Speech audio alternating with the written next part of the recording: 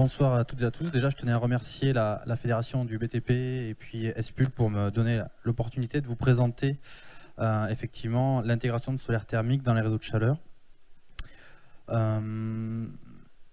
Donc rapidement, pour présenter l'agence, donc on est l'agence régionale de l'énergie et de l'environnement en Auvergne-Rhône-Alpes. On est une structure associative qui dépend fortement de la région, du conseil régional, et notre mission globale, c'est d'accompagner les territoires dans leur transition énergétique.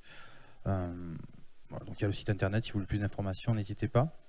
Donc mon intervention aujourd'hui est le pourquoi l'agence travaille sur cette thématique-là. Donc on est financé dans le cadre d'un projet européen qui s'appelle SDH pour Solar District Heating, donc réseau de chaleur solaire en anglais. Et l'objectif de ce projet qui est sur 3 ans, c'est de mobiliser des investissements sur les réseaux de chaleur solaire et puis lancer cette filière qui est naissante en France, comme on verra, mais qui est déjà très mature dans d'autres pays d'Europe, notamment les pays nordiques. Donc dans ce projet européen, les partenaires français sont la région Auvergne-Rhône-Alpes et puis le CA technique INES. Et puis donc voilà, on est organisé en différentes régions européennes pour justement partager les retours d'expérience des pays du Nord qui sont plus en avance sur cette technologie. Vous avez des brochures et des plaquettes à l'entrée de la salle justement si vous voulez plus d'informations sur ce projet et sur la thématique, n'hésitez pas. Donc on m'a demandé aujourd'hui de vous présenter trois parties, donc à la fois le contexte et le marché aussi bien européen, national et puis régional. Un peu de technico-économique, alors j'irai moins dans le détail que Guillaume dans la partie intégration de solaire thermique dans les réseaux de chaleur. Et puis je parlerai un peu des outils qu'on a développés dans le cadre de ce projet européen pour aller développer des projets de solaire thermique dans les réseaux de chaleur.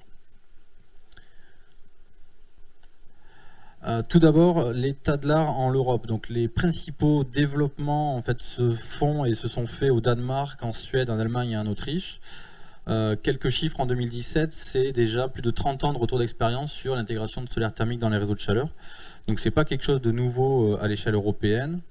Et à aujourd'hui, on a de l'ordre de 1 400 000 m² de panneaux solaires thermiques qui sont intégrés dans des réseaux de chaleur.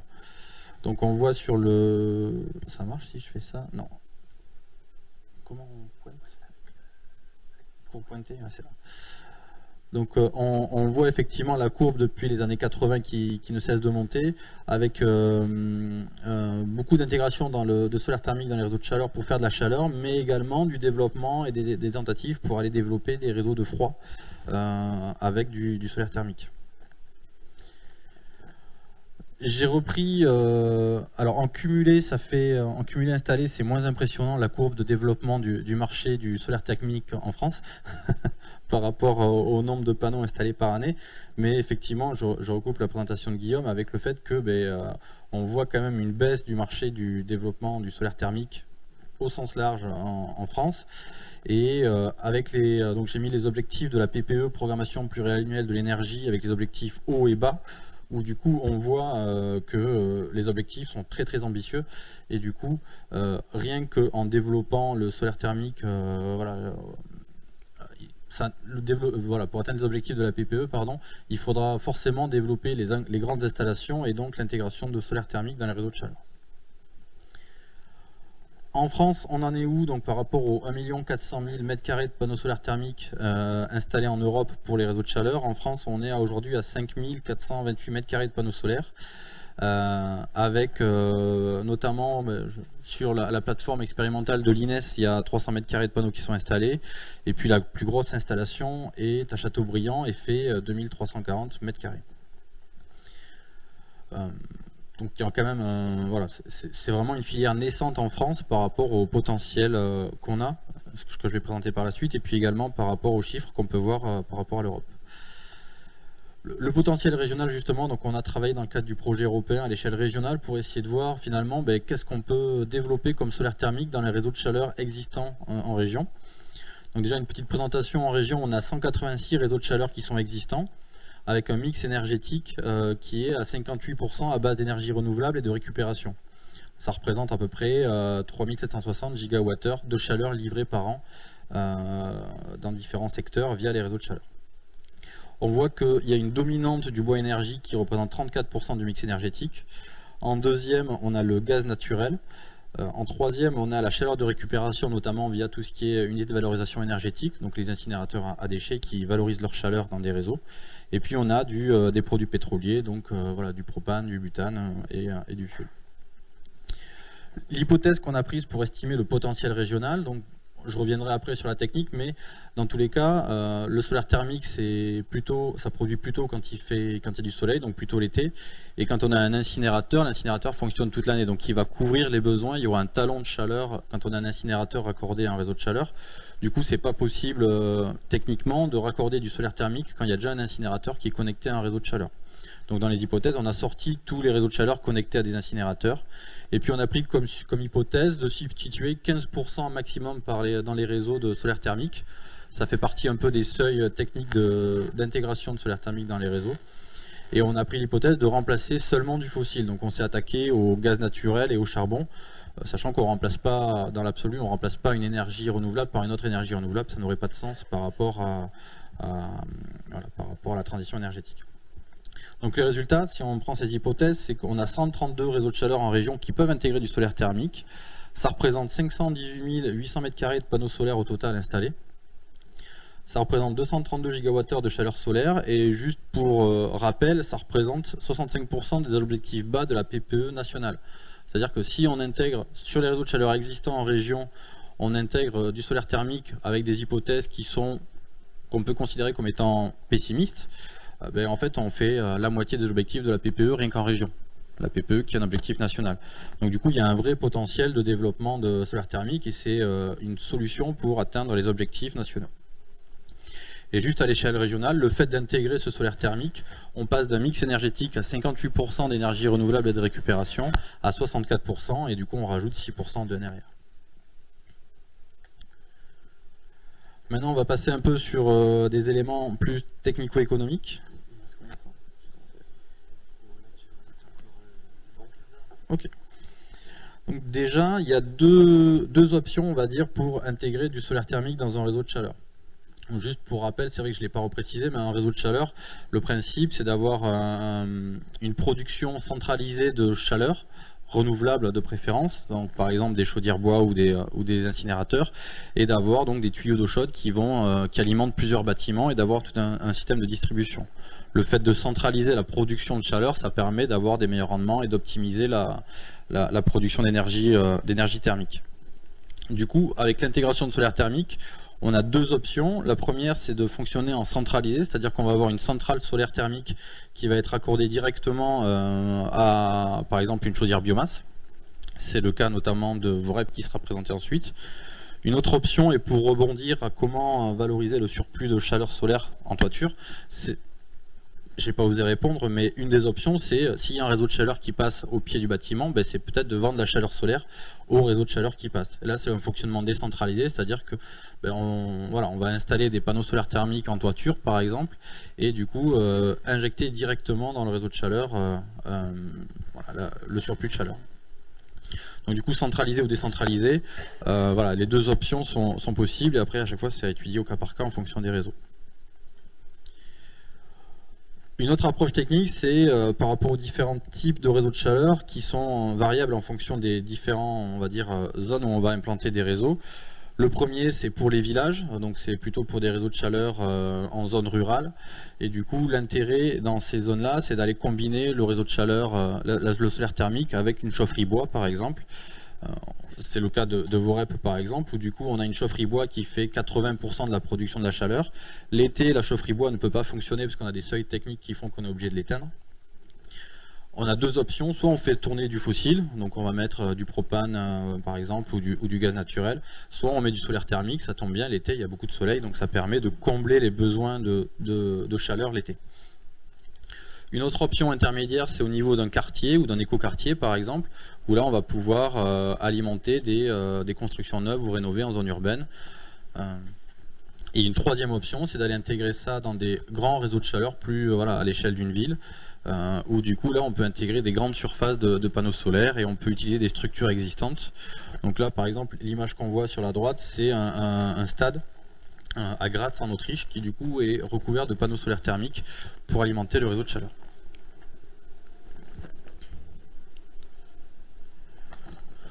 Une autre approche technique, c'est où mettre les panneaux solaires. Donc il y a plusieurs options. Le plus simple, comme disait Guillaume, voilà, c'est souvent le mieux, mais ça pose d'autres questions. Dans le cadre du solaire thermique pour les réseaux de chaleur, le plus simple, c'est de mettre des installations au sol, comme pour le photovoltaïque, hein, c'est ce qui est le plus facile dans l'absolu. Après, ça pose des questions sur l'utilisation du foncier, ça c'est par rapport à des questions d'urbanisme. C'est le modèle qui a été très largement développé, notamment au Danemark, où eux, ils ont moins de pression foncière qu'en France, et du coup ils ont développé des très grandes surfaces de panneaux solaires pour alimenter des réseaux de chaleur. On arrive jusqu'à des 50 000 mètres carrés, donc ça fait des 5 hectares de panneaux solaires thermiques qui vont alimenter un réseau de chaleur et qui vont permettre de rendre quasiment autonomes des villages. Une autre option, c'est en intégration en toiture. Donc là, effectivement, c'est en contexte urbain, c'est plus complexe pour l'intégration. Il y a des contraintes architecturales, mais par contre, du coup, par rapport au foncier, ça pose pas de question, puisque du coup, on utilise des surfaces déjà existantes. Et enfin, la troisième option, c'est de l'intégrer à des infrastructures. Donc, du coup, par exemple, sur l'image du bas qu'on peut voir, c'est une ombrière de parking. Et la première option, en fait, c'est un terre-plein qui fait une séparation entre un écoquartier et une zone industrielle. Donc, c'est une sorte de mur anti-bruit, un terre-plein qui permet, du coup, qui est bien orienté. Et on a couvert ces surfaces-là de panneaux solaires.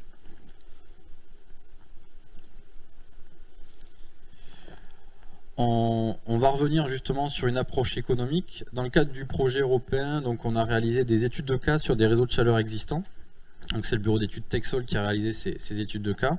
Et les 3 réseaux qui ont été étudiés, c'est le réseau de chaleur de Chambéry, donc avec la SCDC et Engie. Donc c'est plutôt un gros réseau de chaleur avec 55 km de canalisation et qui livre 42 000 MWh de chaleur par an. Le deuxième réseau de chaleur, c'est celui de Clermont-Ferrand, avec donc ça s'appelle Clervia et c'est Dalkia qui est le délégataire.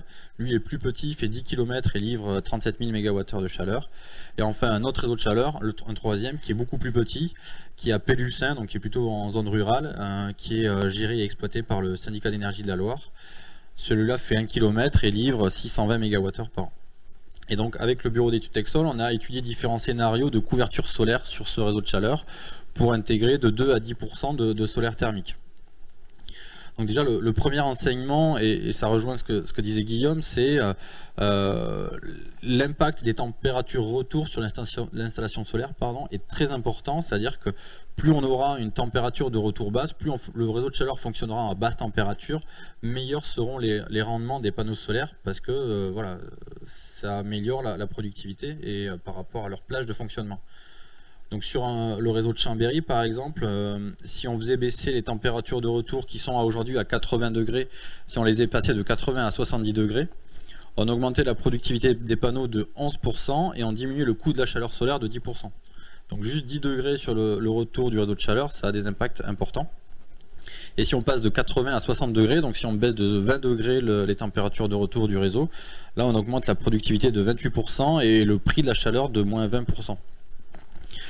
Donc déjà avec cet exemple-là, on commence déjà à approcher la problématique de l'intégration de solaire thermique dans le réseau de chaleur, c'est-à-dire que il faut qu'il y ait une bonne interrelation entre le solaire thermique et le réseau de chaleur. Et les performances du solaire thermique va dépendre notamment de comment est exploité et géré le réseau de chaleur. D'où l'importance de bien gérer cette interface et de bien gérer les deux. Du coup, sur ces études de cas, on a calculé le coût de la chaleur solaire selon le LCOE, Levelized Cost of Energy, pour reprendre la terminologie anglaise. Et du coup, ce qu'on constate, c'est une assez forte variation du prix de la chaleur, avec de 40 € du mégawattheure avec des subventions à 120 € du mégawattheure sans subvention dans les cas les plus pessimistes. Et surtout, cette chaleur, elle est fonction, comme j'expliquais, d'un côté du réseau de chaleur et de comment il est géré, c'est-à-dire est-ce que les régimes de température sont élevés ou bas, voilà, ça va impacter le rendement solaire, et puis également des besoins estivaux. Un réseau de chaleur qui est fermé l'été et qui ne fonctionne pas, c'est comme un établissement scolaire qui est fermé l'été, si on met des panneaux solaires, ça va pas, le rendement global sur l'année ne sera pas top. Et côté solaire thermique, donc le coût de la chaleur va beaucoup dépendre des surfaces disponibles. Si on a du foncier à proximité pour mettre des installations au sol, le coût sera moins important que si on doit faire de l'intégration en toiture, architecturale, etc., etc. Et puis également, ça dépendra de la taille de l'installation et des technologies de capteurs qu'on utilisera. Donc je vous ai mis quelques ordres de prix justement pour avoir une idée des coûts d'intégration, des coûts de solaire thermique pour les réseaux de chaleur. Donc les investissements, c'est assez variable pareil en fonction de où on est et du contexte local, mais ça varie de 450 à 650 € du mégawattheure pour des installations au sol. Et puis en intégration en des toitures ou en ombrière, là on augmente un peu plus les investissements avec de l'ordre de 800 à 1000 € du mètre carré. Bien évidemment, les charges sont relativement réduites puisque la maintenance est relativement faible par rapport à une chaufferie bois ou d'autres sources d'énergie thermique pour les réseaux de chaleur. Et donc comme j'expliquais, voilà, donc la subvention a un effet levier important sur le solaire thermique dans les réseaux de chaleur puisque on arrive à baisser les coûts de la chaleur solaire jusqu'à 40 € du mégawattheure et à 35-40 € du mégawattheure la chaleur solaire. Pour un réseau de chaleur, on commence à être compétitif par rapport à du fossile. C'est d'autant plus vrai quand on est en zone rurale où on n'est pas connecté au gaz naturel, où du coup l'été on fait tourner du propane ou du butane ou du fuel les réseaux de chaleur. Là du coup voilà, par rapport à ce prix de ces énergies fossiles, l'intérêt économique du solaire thermique prend vraiment sa place. Et puis un argument fort, c'est que le prix stable, voilà, c'est vraiment un prix stable de l'énergie sur 20 ans. À la différence du fossile, il n'y a pas, voilà, il y a pas les taxes, la taxe carbone et toutes ces choses-là qui vont le faire influer. D'une manière très simpliste, pour connaître le coût de la chaleur solaire, c'est l'investissement divisé par 20 ans, grosso modo avec les annuités, mais c'est à peu près le coût de la chaleur qu'on aura sur 20 ans, donc c'est quand même quelque chose de rassurant de connaître le prix de la chaleur sur 20 ans. Donc le point d'attention vraiment pour inciter, hein, c'est les températures retour, fonctionner le plus bas possible, et puis le foncier à disposition à proximité. Je vais enchaîner sur la dernière partie qui est liée au développement de projet, justement si vous êtes intéressé et que vous voulez aller plus loin. Donc dans le cadre du projet, on a, vous avez le lien internet du site Solar District Heating, donc il y a une partie en français. Et donc on a développé une boîte à outils qui regroupe toutes les ressources disponibles voilà, qui sont sur le site et organisées en phase projet, de l'opportunité à l'étude de faisabilité, l'étude de conception, la construction et l'exploitation. Donc pour chaque phase, on a fait un recueil de toute la documentation disponible. Également, donc il y a un outil de dimensionnement qui est en cours de réalisation par l'INES en partenariat avec Indigo et cofinancé par l'ADEME. Où du coup c'est un développement d'un outil de calcul simplifié pour les installations solaires raccordées à un réseau de chaleur. Voilà, il sera gratuit et mis en ligne printemps 2019. Sachant que du coup par rapport à voilà, aujourd'hui on n'a pas vraiment d'outils pour calculer et dimensionner l'intégration de solaire thermique dans les réseaux de chaleur, et c'est un peu plus complexe que juste calculer par rapport à de l'eau chaude sanitaire. Il faut bien intégrer les paramètres de stockage et les paramètres du réseau.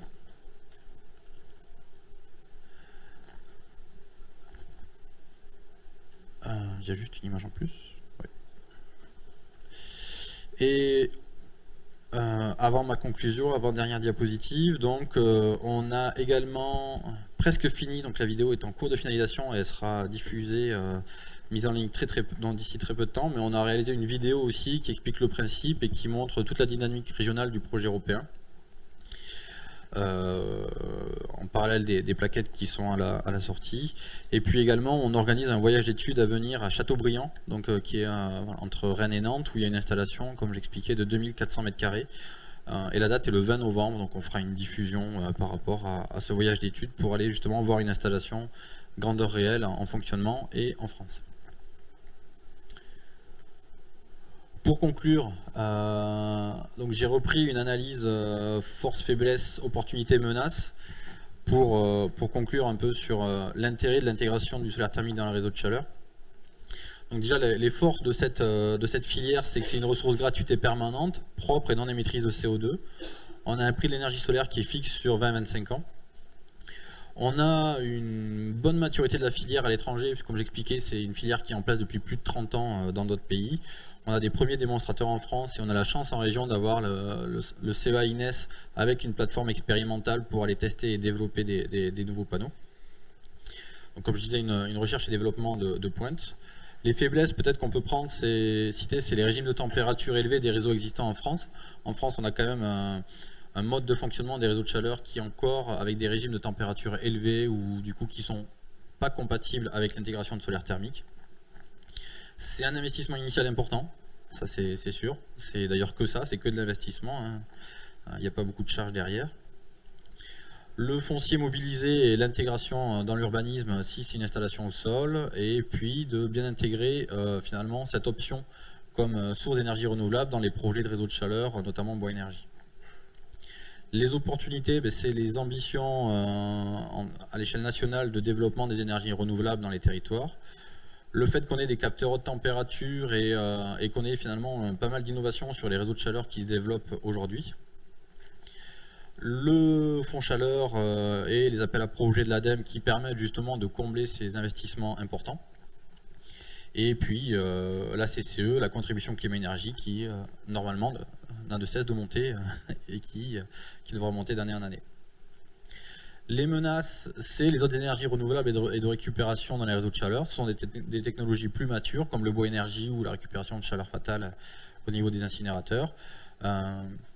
Ça peut rentrer en compétition et voilà, c'est une menace à prendre en compte.